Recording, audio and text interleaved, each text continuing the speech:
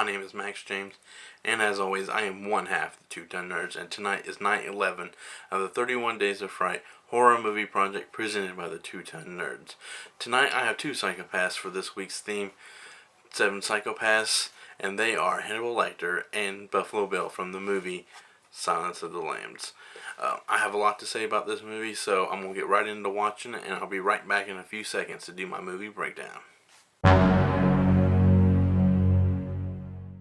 I just got done watching Silence of the Lambs. I love this movie, so I'm going to get right into doing my little 6-tiered movie breakdown.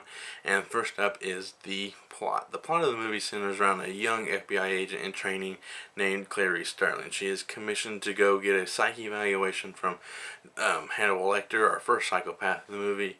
But then she is told that she wasn't there just for that, but she's there to get information on Buffalo Bill, our second psychopath in the movie.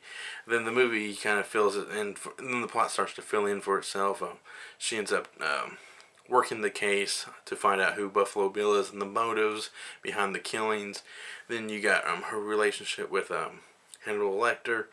Then you got Buffalo Bill and the woman he kidnapped. That kind of you'll understand when you see that movie. The number 2 is the locations.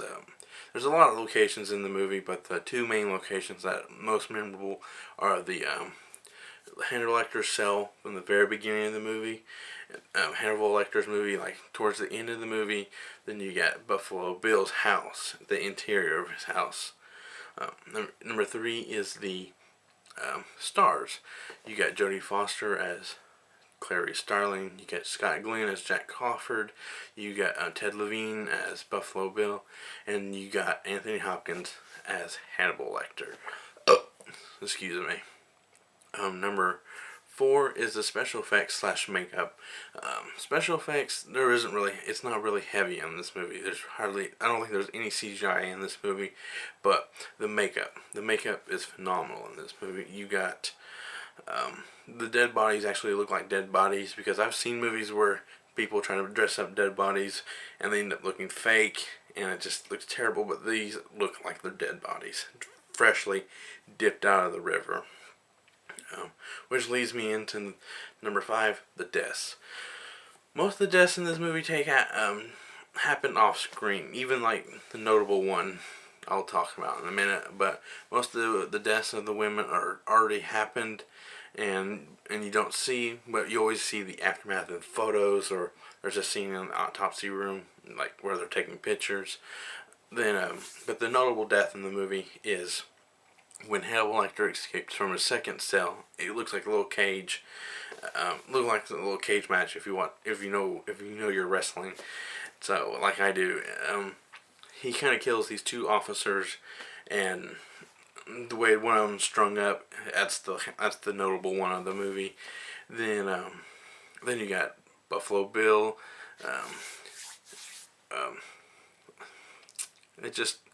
I can't tell you about his, but it's really good as well. Then the ending. The ending of the movie is great, because it really shows you how powerful editing is, and that's why I like this movie, because it's editing. That's what movies are lacking nowadays, is the editing. Like I said, I don't have a rating scale, but my rating is I can recommend this movie to anyone, because this movie, when it first came out, it was a thriller / horror movie, but now it's become a classic. So, and it's an Oscar-winning classic. So, I can recommend it to anyone, because it's a good cop movie, a good psychological thriller horror. Just kind of like, you have no idea where it's going to go. I love that. I love those kind of movies. Which there's another one on this week. I will be watching 7. It's kind of like that. So I think that's the best movie like that has come out in the last. It's like there's Silence of the Lambs, then you get 7, and so forth. So like I said, I don't have a rating scale. All I can do is recommend it. Kind of backtracking a little bit, but I recommend it to anybody, because it's a movie that most people have seen or quoted or been told about. So it's just a good movie overall. So, as always, I am Max James. I'm one half the 210 Nerds, and I'm going to go geek out.